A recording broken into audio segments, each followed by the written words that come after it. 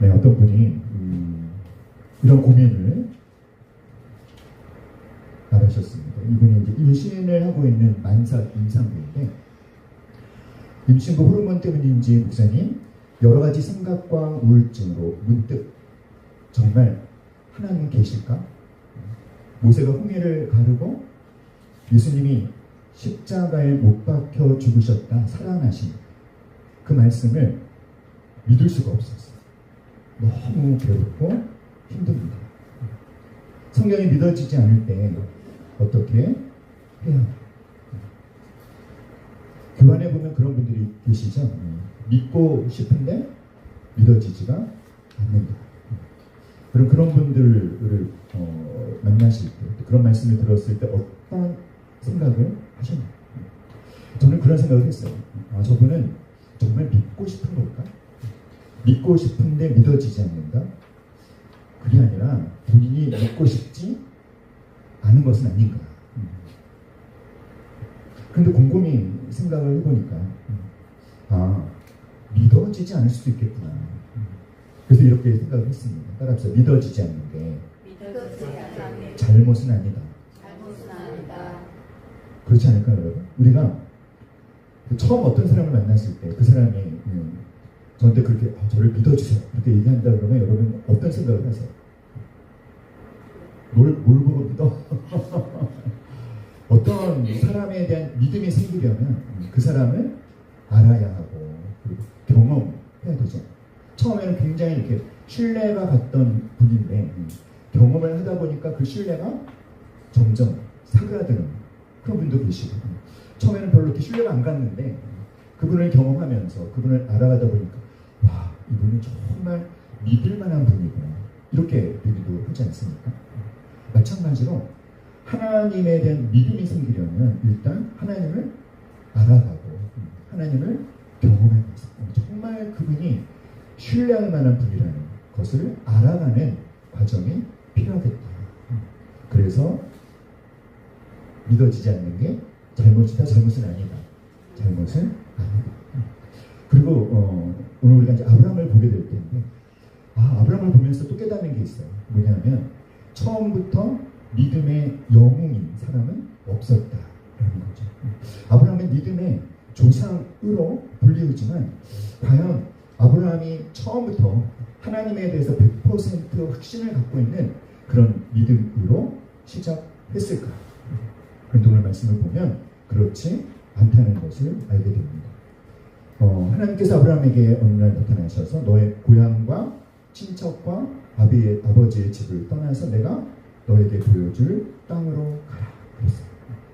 그래서 정말 용감하게 떠났습니다. 떠나서 가나안 땅에 들어갔고 그 땅에 대한 약속을 받았고, 그는 결국 결론을 우리가 알지 않습니까? 믿음의 조상이라고 인정받았어요.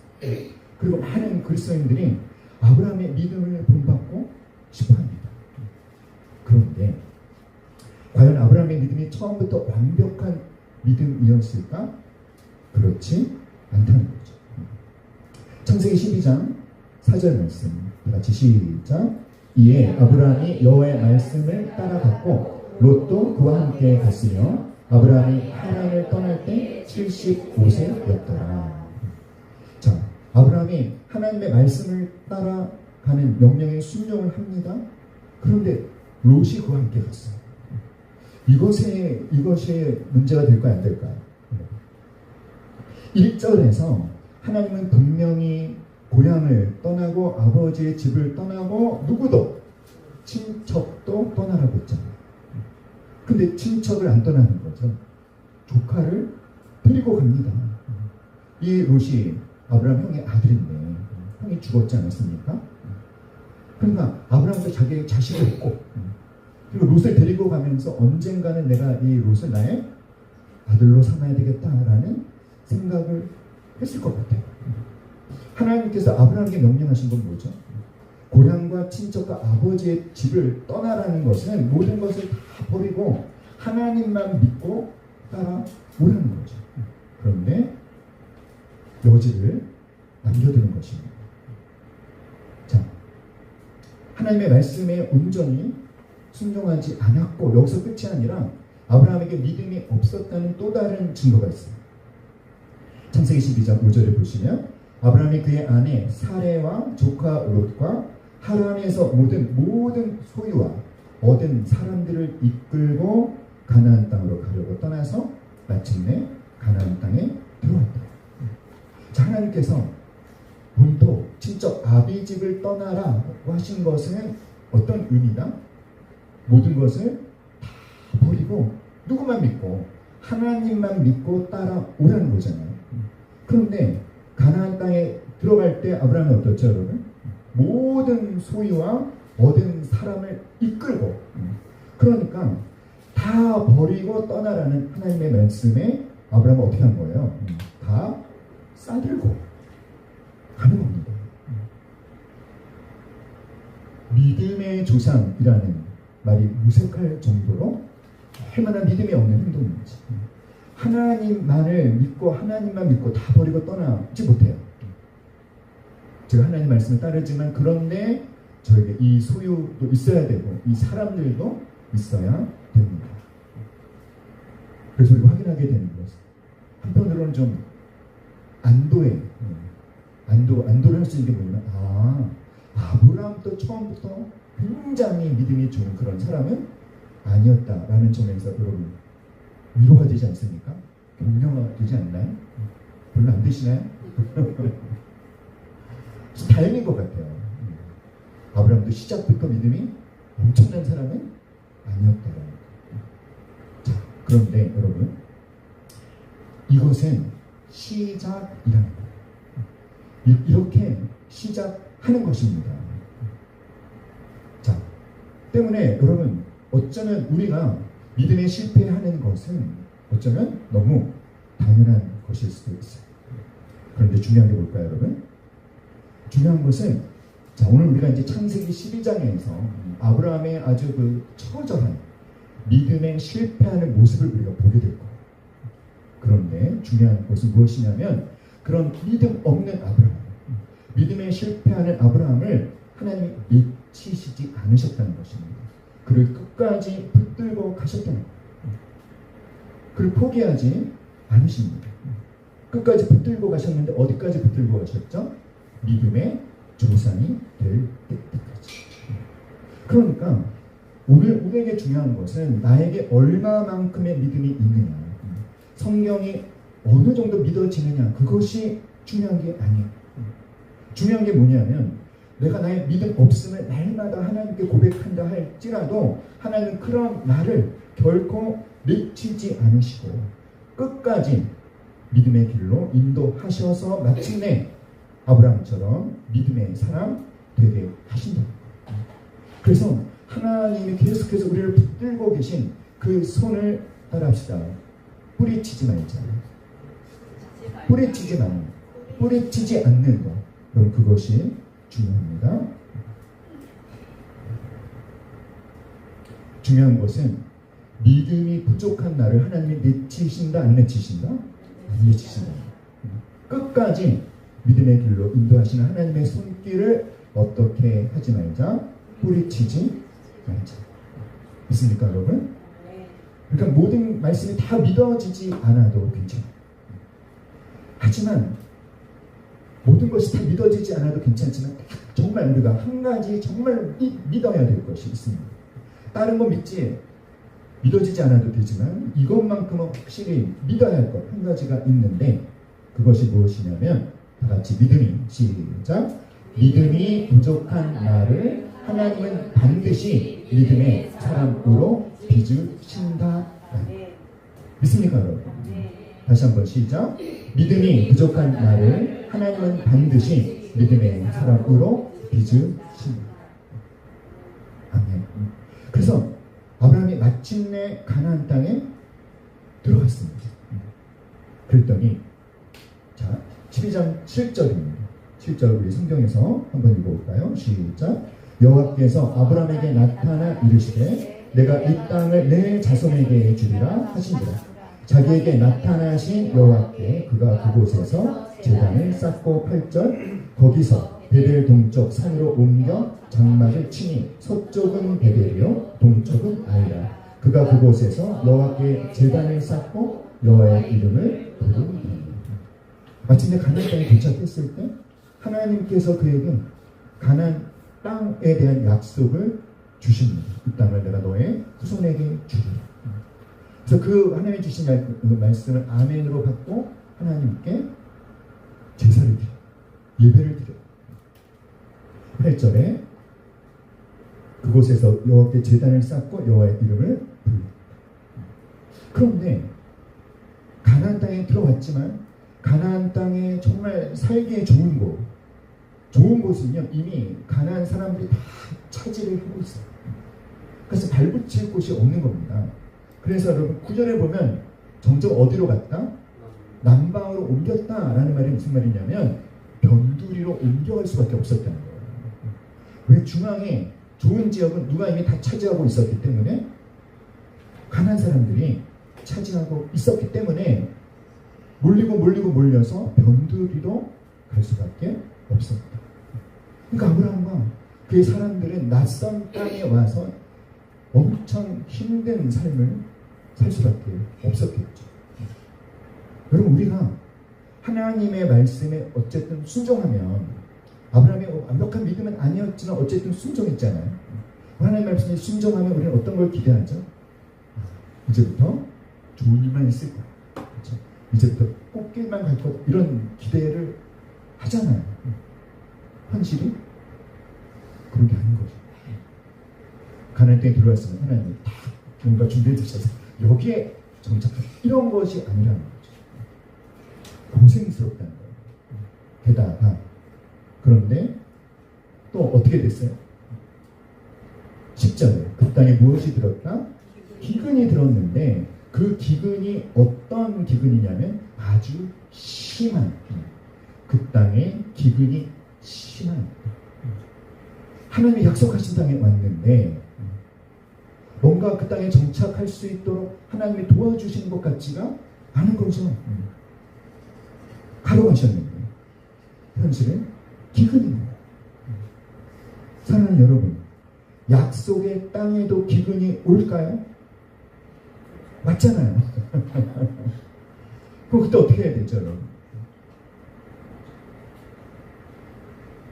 아브라함은요, 그 기근 앞에서, 이게 심각합니다. 자기 혼자 굶어 죽는 그런 문제가 아니라 자기 가족이 그냥 쫄딱 굶어 죽을 수밖에 없는 그런 어려움 앞에서 아브라함은 어떤 선택을 했냐면 애굽으로 가기로 선택을 합니다.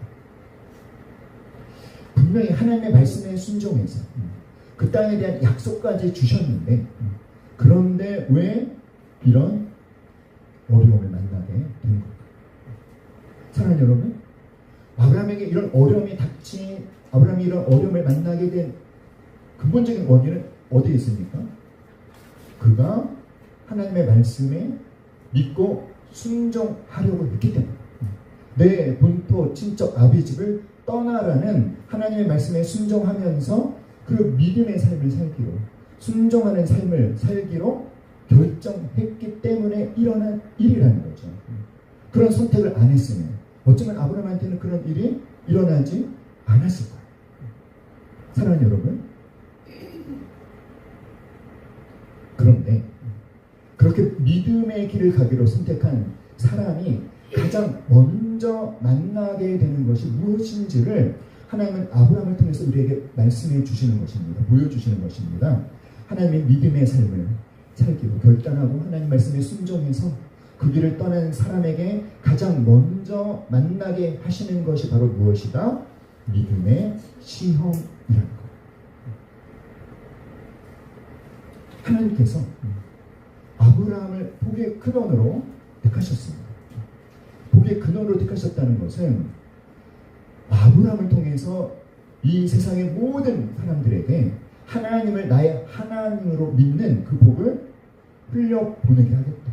아브라함을 통해서 이 땅에 하나님의 백성을 창조하시고, 그 하나님의 백성 가운데 결국 누구를 오시게 하시고 메시아를 오시게 하셔서 이 인류를 구원하시려는 하나님의 위대한 그 계획을 이루시기 위해서 누구를 택하신 거예요? 아브라함을 택하신 거예요. 그런데 지금 이 아브라함의 믿음은요, 그 하나님의 맡긴 사명을 감당하기에 너무 턱없이 부족한 거예요. 그래서 믿음의 길을 떠난 아브라함에게 왜 하나님이 믿음의 시험을 가장 먼저 만나게 하실까요? 그의 믿음을 성장시키시려고, 그리고 믿음의 사람으로 만드시려는 하나님의 그 믿음의 여정이 시작된 것입니다. 할렐루야. 사랑하는 여러분, 이 믿음의 시험을 통해서 무엇이 드러날까요? 정말 아브라함이 믿고 있는 것이 하나님인지 아니면 다른 것인지가 드러나게 되는 거죠. 내가 정말 믿고 있는 것이 무엇인가를 드러나게 하는 시험인 것입니다. 우리가 삶에 별로 어려움이 없을 때는 믿음이 다 좋습니다. 그렇죠? 근데 우리의 믿음이 언제, 내 믿음의 실체가 언제 드러납니까? 문제가 왔을 때, 어려움이 왔을 때 내 믿음의 실체가 드러나는 거죠. 우리는 이렇게 말해봅시다. 하나님께서 나의 재정에 모든 필요를 채워주실 수 믿습니다. 그러니까 확신을 갖고 대답을 합니다. 그런데 그 믿음이 조금씩 흔들리더니 조금씩 줄어들기 시작합니다. 언제 흔들리고 언제 줄어들까요? 내 통장에 계좌의 잔고가 줄어들기 시작할 때 하나님에 대한 믿음도 줄어듭니다. 그러면 그 사람은 하나님을 믿는 겁니까? 사실은 뭘 믿고 있었던 것입니까? 돈을 믿고 있었던 거죠. 이렇게 뭐가 없어져 봐야 내가 진짜 하나님을 신뢰하고 있는지 그렇지 않은지가 드러나게 됩니다. 그걸 통해서 그 시험을 받은 사람은 자신의 믿음의 현주소를 알게 된 것입니다. 그게 필요합니다. 내가 믿음이 없는데 믿음이 있는 척 해봤자 소용없어요. 따라서 다 드러나게 돼 있다. 언제 드러난다? 시험을 만났을 때. 이런 기근과. 그래서 아브라함은요, 애굽을 선택했죠. 애굽을 선택한 이유는 뭐죠? 그 땅에는 기근이 오지 않았어요. 애굽은 비옥해요. 애굽은 풍요롭습니다. 애굽은 기름집니다. 그래서 애굽을 선택합니다. 사랑하는 여러분, 아브라함은 땅의 조건을 보고 땅을 선택하면 안 되고 누구를 바라보고 하나님을 바라보고 하나님의 말씀을 따라가야 되는데 그렇게 못했던 거죠. 항상 우리가 어떤 두려운 현실을 만나게 되면 어쩌면 평소에 믿음이 참 좋아 보이시는 분들도 마치 하나님이 안 계신 것처럼 행동할 때가 많다. 여러분 옆에 계신 분 한번 보세요. 믿음이 어때요? 좋은 것 같습니까? 아니면 좀 별로인 것 같습니까? 좋은 것 같아요? 모르는 일이에요. 그럼 우리 근데 또 오늘 믿음이 참 좋아요. 오늘 내일은 어떨까요? 몰라요. 이렇게 믿음이 오르락 내리락 하잖아요. 그렇죠? 그런데 여러분, 우리가 믿어야 될 거 한 가지가 있다고 그랬죠. 이렇게 믿음이 없는 나를 하나님이 반드시 어떻게 하신다? 그리고 우리가 뭐 하지 말자. 하나님의 그 손길을 뿌리치지 않고 있으면 여러분, 그래도 우리의 믿음은 오락가락합니다. 그러나 중요한 것은 이렇게 평행선상에서 오락가락하는 것이 아니라 상승선을 그리면서 오락가락한다는 것을 아셔야 돼요. 우리는 제자리 걸음을 하는 것이 아닙니다. 아브라함은 살려고 애굽을 선택했습니다. 그런데 살려고 선택한 애굽이 가까워지면 가까워질수록 아브라함은요, 죽음의 두려움에 사로잡히기 시작해요. 분명히 살려고 애굽을 택했는데 죽음의 공포에 사로잡힙니다. 그 원인은 누굴까요? 너무나 아름다워서 선택한 자기 아내 때문에 생긴 두려움이에요. 내가 애굽에 가면 애굽 사람들이 내 아내가 너무 아름다우니까 나를 죽이고 아내를 빼앗아 갈지도 모른다. 살려고 애굽을 택했는데 또 다른 죽음의 공포에 사로잡히는 것입니다. 그래서 여러분, 여기서 우리가 뭘 깨달아야 될까? 하나님의 믿음의 사람으로 빚어가는 그 여정으로 받은 자가 하나님의 말씀을 붙잡지 않고 뭔가 자기 눈에 보기에 좋은 것을 선택하면 그것이 또 다른 문제를 그에게 가져다 준다는 것입니다. 상황이 자신이 기대한 대로 해결되는 것이 아니라 자신이 예상치 못한 또 다른 문제를 만나게 된다라는 것을 우리가 아브라함을 통해서 깨닫게 되는 거죠. 그가 애굽에 가까이 이르렀을 때 그의 아내 사라에게 말하되 내가 알기에 그대는 아리따운 여인이고 얼마나 아름다웠으며 그렇죠? 애굽 사람이 그대를 볼 때 이르기를 이는 그의 아내라 하여 나는 죽이고 그대는 살리리니 그래서 어떻게 하자? 당신이 애굽 사람들한테 내 누이 동생이라고 해줘. 그래서 그 죽음에 대한 공포를 어떻게 대처하는 거예요? 아내에게 거짓말을 하라고 부추기고 있는 거죠. 물론 이것이 완벽한 거짓말은 아니죠. 실제로 이번 누이였으니까. 그러나 지금은 누이입니까? 아내입니까? 아니죠. 자, 이렇게 이제 모의를 했는데 이 일이 어떻게 흘러가죠, 여러분?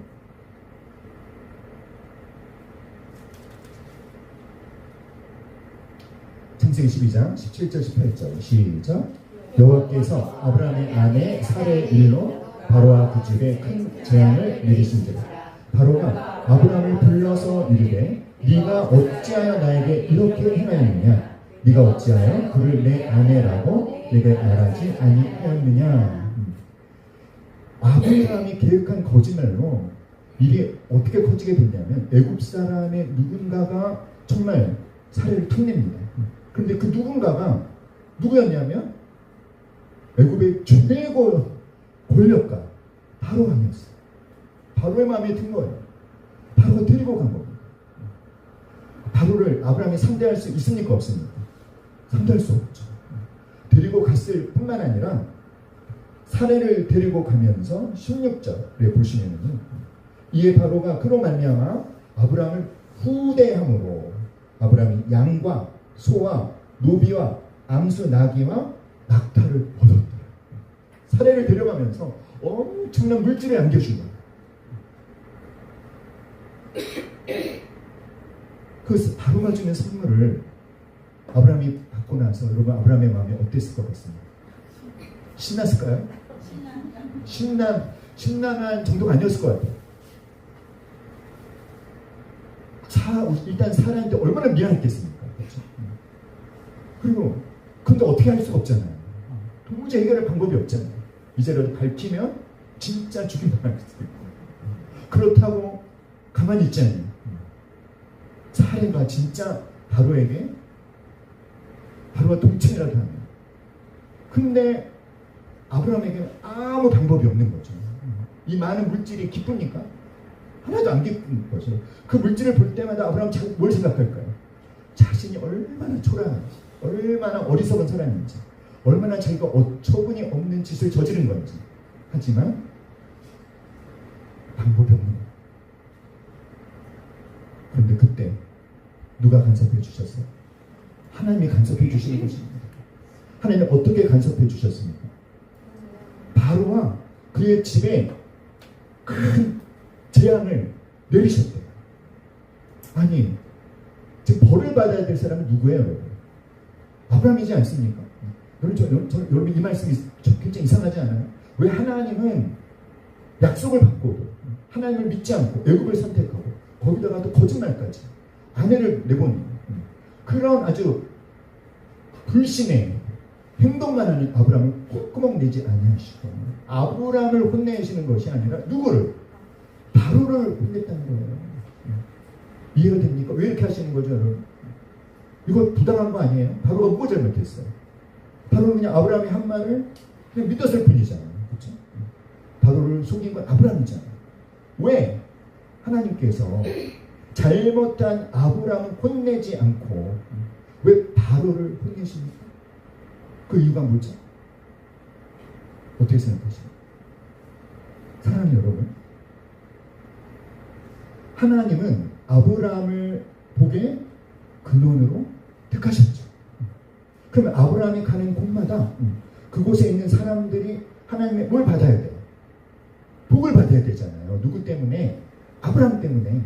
그런데 복의 근원으로 택함 받은 아브라함이 하나님을 믿는 믿음의 삶을 사는 것에 실패하니까 그가 가는 곳에 하나님의 복이 흘러가는 것이 아니라 그가 가는 곳에 그곳에 살고 있는 사람들이 무엇을 겪더라? 재앙을 겪더라. 그걸 통해서 하나님은 누구에게 깨닫게 하고 싶은 것입니까? 아브라함에게. 아브라함아, 네가 인정하든 인정하지 않든 믿든 믿지 않든 나는 너를 복의 근원으로 택했어. 너는 복의 근원인 사람이야. 근데 복의 근원으로 택한 받은 네가 그 복의 근원답게 살지 못하면 너로 인해서 복이 흘러가는 것이 아니라 너로 인해서 네가 가는 곳에 재앙이 임하는 거야. 너는 누구다? 복의 근원으로 내가 택한 사람이라는 것을 하나님이 아브라함에게 확인시켜 주시는 것입니다. 사랑하는 여러분, 함께 말해봅시다. 교회가 시작. 교회가 교회의 본질을 잃어버리면 사회가 총체적으로 부패한다. 여러분, 오늘 우리가 살고 있는 이 나라 어떻습니까? 얼마나 타락하고 부패했습니까?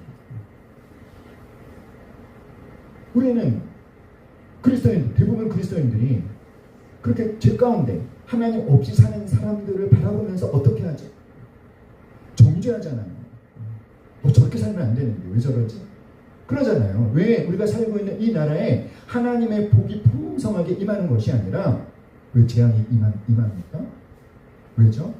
하나님의 복의 근원으로 택함 받은 믿는 자들이 제대로 믿음으로 제대로 살지 못할 때, 교회가 교회의 본질을 잃어버릴 때 그 교회가 속한 사회에 하나님의 복이 아니라 재앙이 임한다. 문제의 원인은 누구한테 있습니까? 우리들한테 있는 것입니다. 그럼 우리가 제대로 살아야 되는 거죠. 복의 근원입니다.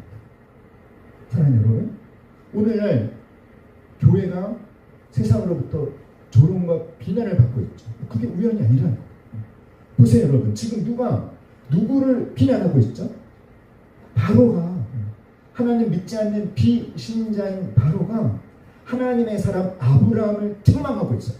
아브라함을 꾸짖고 있어요. 어찌하여 나에게 이렇게 행하였느냐?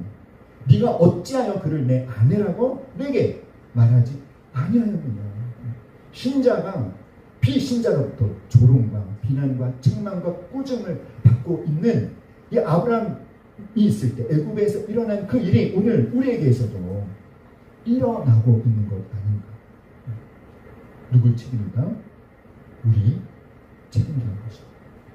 사랑하는 여러분, 중요한 것은 하나님은 바로에게 아브라함의 거짓말이 다 드러나게 하셨어요. 바로가 아브라함을 책망하지만 그러나 바로가 사례에게도 아브라함에게도 그의 모든 일행에게도 손 하나 안 됩니다. 그리고 오히려 어떻게 하죠? 많은 은과 금을 안겨줘서 어떻게 하라고? 빨리 애굽을 떠나달라. 보여주시는 거예요. 아브라함은 하나님을 온전히 믿는 것에 실패했지만 그 믿음에 실패한 아브라함을 오히려 하나님 어떻게 해주시는 것입니까? 지켜주시고 보호해주시고 구원해주시고 인도해주시는 그런 하나님을 경험하면서 아브라함이 어땠을까요? 그 하나님이 하나님께 얼마나 죄송했을까요? 그러면서 또 그 하나님이 얼마나 감사하고 기뻤을까요? 그리고 무슨 생각을 했겠습니까? 내가 진짜 하나님의 택함 받은 복의 근원임을 깨닫게 되지 않았을까? 사랑하는 여러분,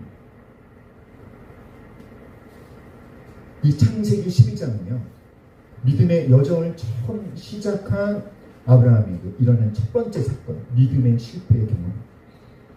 아주 철저히 믿음의 실패를 했지만 사랑하는 여러분, 실패가 끝이 아닌 것입니다. 따라서 실패는 성장의 디딤돌이다. 믿습니까 여러분? 우리는 언제나 뭐 할 수 있습니까? 실패할 수 있습니다. 근데 그것이 끝이 아니에요. 그 실패를 성장의 디딤돌로 삼으시면 되는 거예요. 첫 번째, 아브라함은 뭘 깨달았을까? 하나님이 나에게 약속하신 것, 내가 너로 복의 근원되게 할 거고 너로 인하여 땅의 모든 족속이 복을 받게 될 것이다 라고 하는 이 약속이 아브라함의 연약함과 아브라함의 실패로 취소되거나 무너지지 않는다. 아브라함은 또 뭘 깨닫습니까? 이 사건을 통해서 내가 믿음이 정말 없는 자구나, 믿음이 너무나 부족한 자구나 라는 것을 깨달았겠죠. 이게 시험의 목적인 겁니다. 그러면서 그러나 한편으로는 자신이 누구인지, 나를 향해 하나님이 어떤 계획을 갖고 있는지 복의 근원이라는 자신의 정체성을 확인하게 된 거죠.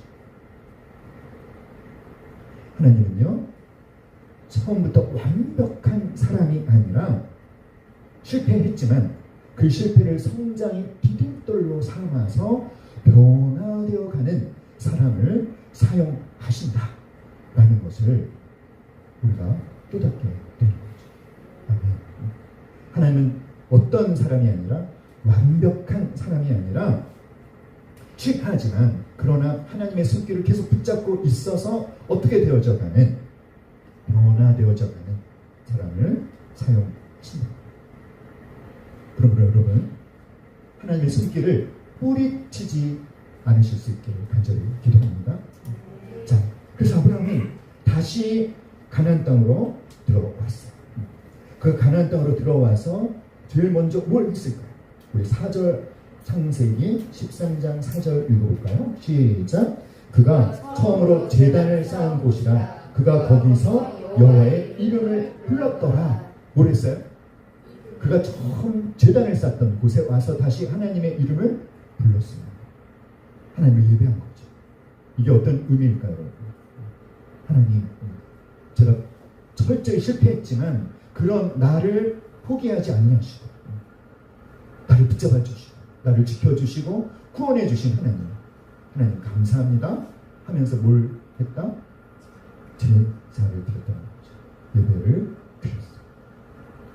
다시 가나안 땅으로 왔습니다. 그런데 이 창세기 13장에서 가나안 땅에 살면서 아브라함이 또 다른 시험을 만나게 됩니다. 창세기 12장에서 아브라함이 만난 시험이 먹을 것이 없어서 만난 시험이라면 창세기 13장에서 만난 시험은요, 가진 게 너무 많아져서 그래서 일어난 시험이에요. 이렇게 항상 어떤 물질, 재산이 풍부한 곳에 다툼과 갈등이 있더라고요. 그럼 지난주에 혹시 기사 들으셨나요? 자식들에게 3명의 아들이 있었는데 100억이 넘는 재산을 상속한 90세 된 노모가 첫째 아들과 둘째 아들에게 매맞아 죽었어요. 근데 첫째, 둘째에게도 100억 넘는 재산을 상속해 주셨고 이분이 자수성가한 굉장한 재력가였는데, 근데 첫째 아들, 둘째 아들에게 폭행당해서 돌아가셨어요. 왜 첫째와 둘째가 엄마를 폭행했냐? 이유가 뭔지 아세요? 막내인 셋째에게 자신들보다 좀 더 많은 재산을 상속해 줬다는 이유. 와, 진짜 패륜한 사람입니까? 그래서 그런 말 있지 않습니까? 우리 형제들은 우애가 참 좋아요. 그것은 무슨 뜻이다? 우리 부모는 별로 우리에게 상속해 준 재산이 별로 없어요.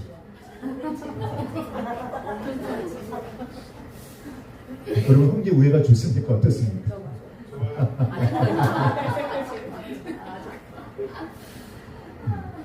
그러니까 뭐든지 많아지면 다툼과 갈등이 일어나는 거죠. 아브라함과 롯 사이에 그런 일이 일어난 거예요. 자, 창세기 13장 5절 시작.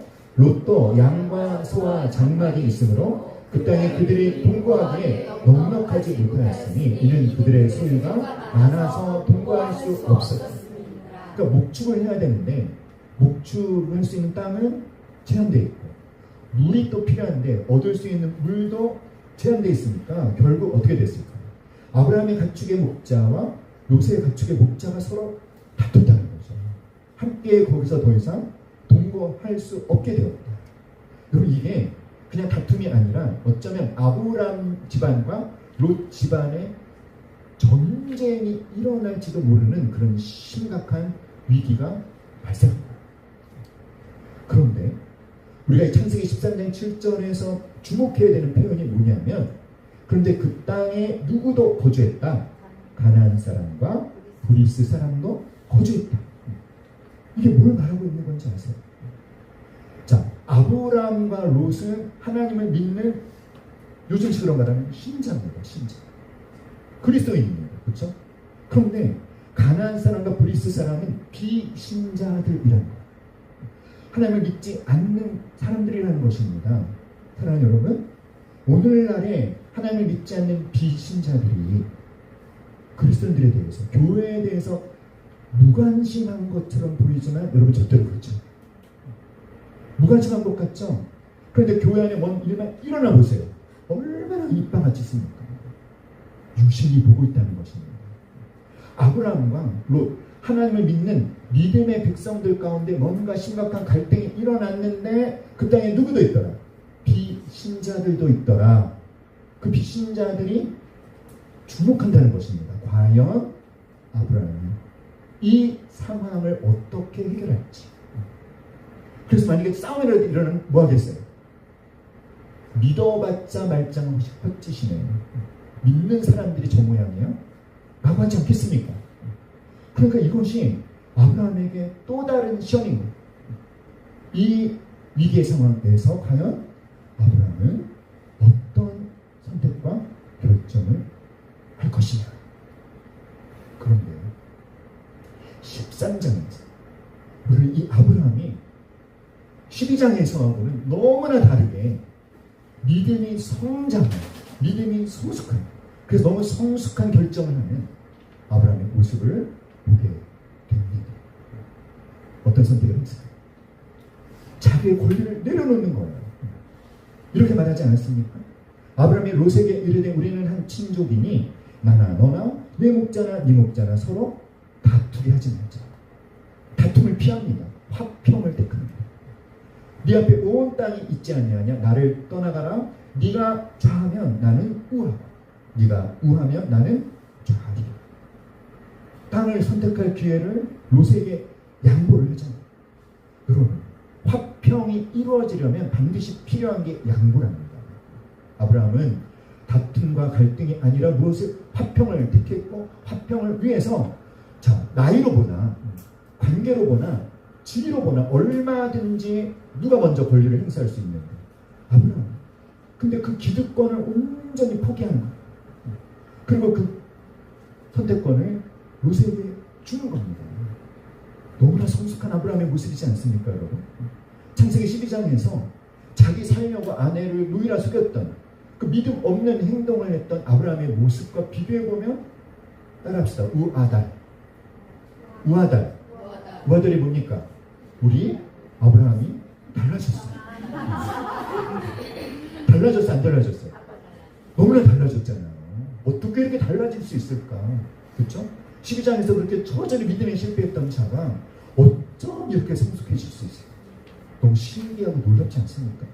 뿐만 아니라 자, 아브라함은요, 12절에 보면 아브라함은 가나안 땅에 거주하였고 롯은 그 지역의 도시들에 머무르며 그 장막을 옮겨 소돔까지 이르렀고. 롯은 선택하라 그러니까 눈을 들어보면서 물이 넉넉한 여호와의 동산 같은 요단 온 지역으로 갑니다. 사실 그곳은 소돔이 있었죠. 그런데 아브라함은 가나안 땅에 머무르기로 선택해요. 왜일까요? 아브라함은 무엇을 붙잡았다? 눈에 보이는 이익이 아니라 하나님의 약속을 붙잡은 거예요. 이 가나안 땅 내가 너의 후손에게 주겠다. 하나님의 약속을 붙잡고 하나님의 약속의 말씀을 따라 선택하는 거죠. 사랑하는 여러분, 창세기 12장에서 아브라함이 애굽 땅을 선택한 기준은 뭐였죠? 땅의 조건이었어요. 그 땅이 풍요로운가 아니면 기근이 들었는가. 그런데 창세기 13장에서 아브라함이 가나안 땅을 선택하는 그 조건은 무엇입니까? 가나안 땅의 조건이 아닙니다. 무엇이죠? 하나님이 주신 약속의 말씀. 그러니까 이제 13장에서 아브라함은요, 자신에게 제일 가장 중요한 것은 뭐다? 하나님의 약속이다. 그리고 그 기득권을 조카에게 양보할 수 있었던 이면에는 뭐가 있었을까요? 하나님에 대한 신뢰가 있는 겁니다. 내가 좋은 땅을 선택하지 않아도 나를 누가 책임져 주실 것이다. 하나님이 책임져 주실 것이다. 그 믿음이 이런 여유를 마련해 주는 것이죠. 이쯤에서 궁금해지죠, 여러분. 뭐가? 어떻게 이렇게 아브라함의 믿음이 성장할 수 있었을까? 그럼 그걸 뭐라고 생각하세요? 창세기 13장으로 이렇게 설교한 목사님들 설교 다 들어보면 항상 주제가 뭔지 아세요? 살면서 갈등을 만났을 때 어떻게 해결해야 되는가? 아브라함처럼 하자. 근데 저는 그게 별로 관심이 아니라 어떻게 12장에서 믿음에 철저히 실패한 아브라함 이렇게 13장에서 이렇게 놀라운 믿음 보여줄 수 있었는가? 한번 말해볼까요? 무엇이 아브라함의 믿음을 성장시켰을까? 궁금하세요? 안 궁금하세요? 얼마나 궁금하세요? 하늘만큼 땅만큼 궁금하십니까? 뭐 그만큼 궁금 안 하면 그냥 말씀을 여기서 마치고. 정말 궁금하십니까? 네. 정말 알고 싶습니까? 네. 네, 그럼 제가 알려드릴게요. 비밀이 뭔지 아세요? 비밀은요, 창세기 13장 3절 4절. 그가 다시 가나안에 돌아왔습니다. 자, 어디에 왔었죠? 베델에 이르며 베델과 아이 사이. 창세기 12장 7절. 그가 가나안 땅에 와서 가나안 땅에 대한 약속을 받고 하나님 앞에 제단을 쌓고 예배를 드렸던 그곳으로 다시 왔어요. 그걸 강조하고 있는 것입니다. 전에 장막 쳤던 곳에 이르니 그가 처음으로 제단을 쌓은 곳이라 그가 거기서 뭐했다? 여호와의 이름을 불렀다. 이 여호와의 이름을 불렀다는 것, 이게 뭔지 아세요? 이 여호와의 이름을 불렀다는 게 단지 기도했다라는 뜻이 아니라 공식적으로, 공개적으로 하나님께 예배를 드리는 것을 말합니다. 여보라는 뜻이 불신자들로 가득한 세상 속에서 선언을 하는 거예요. 선언. 나는 하나님의 백성이다. 내 삶의 주권은 하나님께 있다. 나는 하나님을 믿는 믿음의 사람임을 공개적으로 드러내는 힘인 것입니다.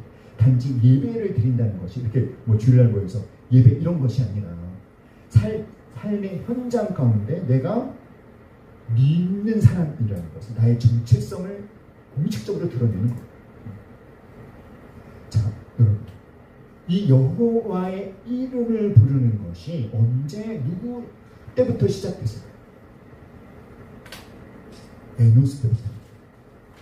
창세기 4장 26절에 보면 셋도 아들을 낳고 그의 이름을 에노스라 하였으며 그때 사람들이 비로소 여호와의 이름을 불렀더라. 비로소라는 건 뭐죠? 에노스 때까지는 하나님을 믿는 믿음의 백성들이 여호와의 이름을 부르는 것, 하나님을 공식적으로 예배하는 것을 안 했는데, 못했는데 누구 때 와서? 에노스 때 와서 다시 하나님께 그 당시 표현을 하면 제사를 드리기 시작했다는 거죠. 어떻게? 공개적으로. 그러면 왜 에노스 때가 되기 전에는 하나님을 믿는 믿음의 백성들이 하나님께 제사를 왜 안 드렸을까요? 여러분, 셋이 누구죠?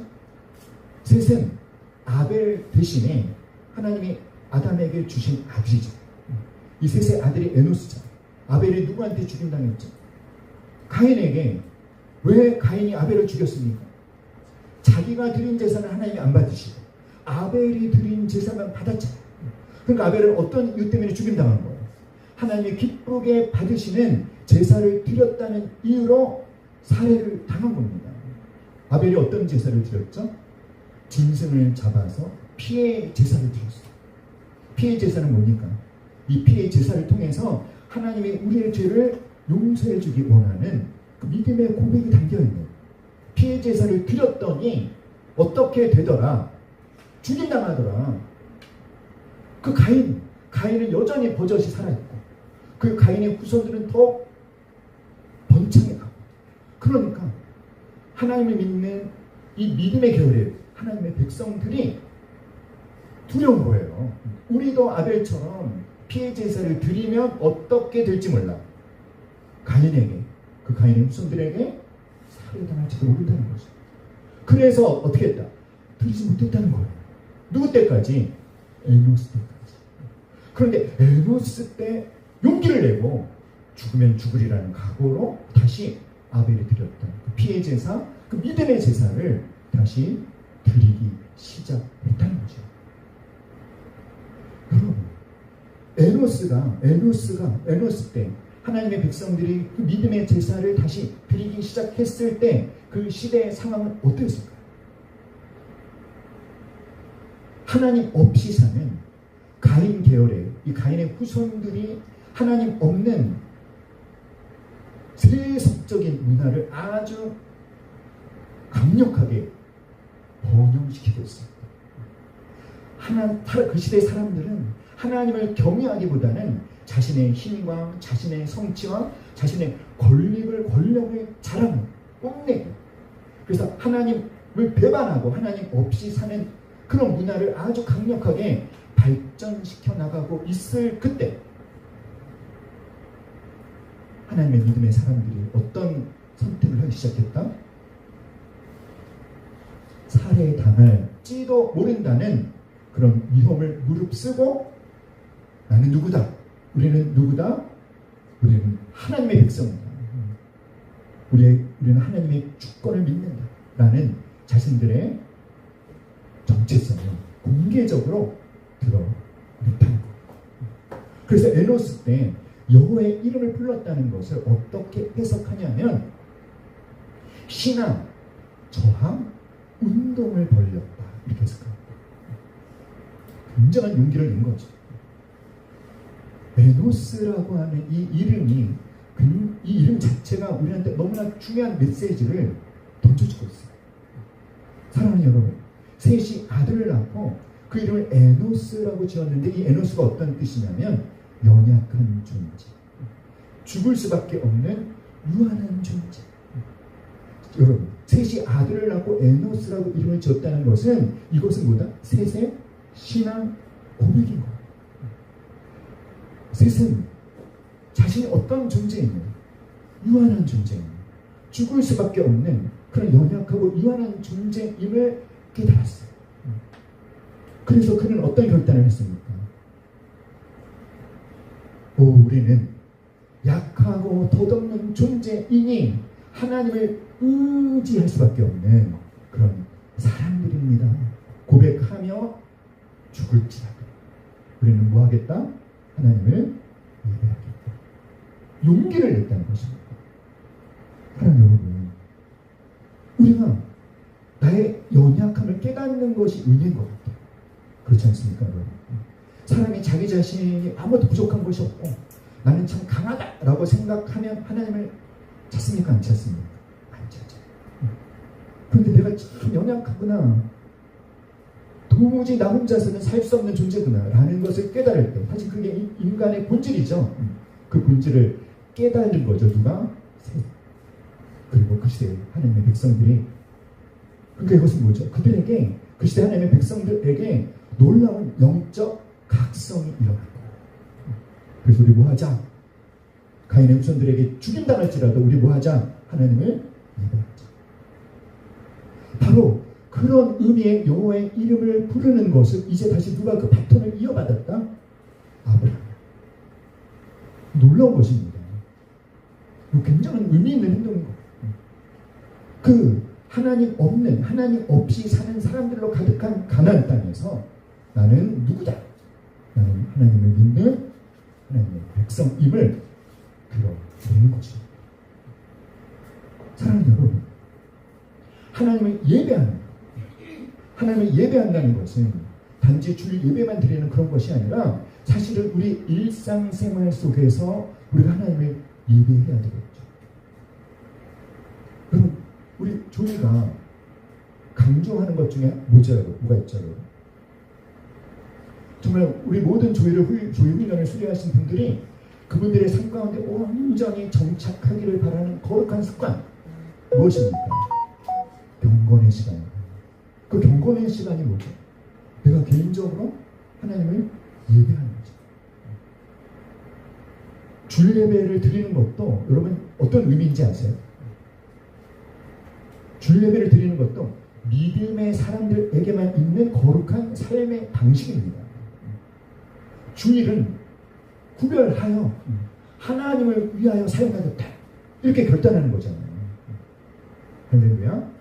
사랑하는 여러분, 또 우리가 예배를 한다는 것은, 예배는 뭐죠? 워십, 워스 더하기 쉽배, 가치를 담은 배.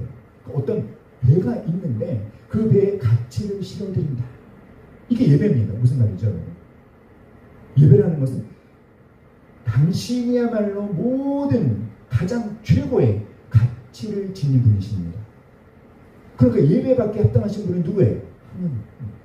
그래서 오늘을 살고 있는 모든 사람들은 하나님을 예배하든지 아니면 다른 것을 예배하든지, 내가 예배하는 대상이보다 내가 가장 많은 가치를 부여하고 있는 것. 그런데 하나님만을 예배하겠다는 것은 나는 하나님이라는 가치를 추구하는 삶을 살겠다. 사랑하는 여러분, 근데 그리스도인들도 있잖아요. 삶이 조금만 일이 많아지고 바쁘고 분주해지면 가장 먼저 미루는 게 뭐죠? 큐티, 말씀 묵상, 기도. 제일 먼저 미루잖아요. 왜 미뤄요? 왜 미룹니까? 너무 할 일이 많아요. 기도 시간 줄이죠. 평소에 1시간 기도했는데 오늘 제가 할 일이 많아서 30분만 기도하겠습니다. 근데 그 책 있잖아요, 여러분. 여러분 아시잖아요. 너무 바빠서 뭐합니다? 기도합니다. 빌라이벨스 목사님 쓴 책이잖아요. 그분이 평소에는 1시간 기도했는데 어느 날은 할 일이 너무 많아서 몇 시간 기도하셨다? 2시간 기도하셨다. 구별된 삶의 방식으로 사는 것이 여호와의 이름을 부르는 삶을 사는 것입니다. 할렐루야. 어떻게 그 12장에서 그렇게 절제 믿음에 실패한 아브라함이 13장에서 그렇게 성숙한 믿음의 선택을 하는 사람으로 성장할 수 있었던 것은 무엇에 있다? 여호와의 이름을 불렀다. 아브라함이 가나안으로 다시 돌아와서 여호와의 이름을 부르는 것은 이런 의미들을 갖고 있는 것입니다. 다 같이 하나님과의 시작. 하나님과의 관계를 다시 회복하겠다. 하나님이 주신 약속을 다시 붙들겠다. 내 삶의 주인은 하나님이심을 공식적으로 고백하겠다. 믿음 성장의 핵심 원리가 바로 이겁니다. 하나님과의 관계를 가장 중요하게 생각하고, 혹시 그 관계에 뭔가 문제가 생긴 분이 있다면 아브라함처럼 그렇게 하십시오. 다시 회복하겠다. 하나님이 주신 약속을 붙잡고 내 삶의 주인이 하나님이심을 여러분의 삶의 현장에서 공식적으로 드러내며 사실 수 있게 주님의 이름으로 축복합니다. 아브라함이 하나님을 이렇게 예배하는 삶을 살기 시작한 것이야말로 무엇이다? 아브라함의 믿음을 성장시킨 원인이다. 온전히 적용하실 수 있기를 주님의 이름으로 축복합니다. 우리 옆사람에게 축복합시다. 여호와의 이름을 다시 부르십시오. 다시 한번 여호와의 이름을 다시 부르십시오. 아멘인가요? 아멘. 그래서 아브라함처럼 온전한 믿음의 사람 되시기를 주님의 이름으로 축복합니다.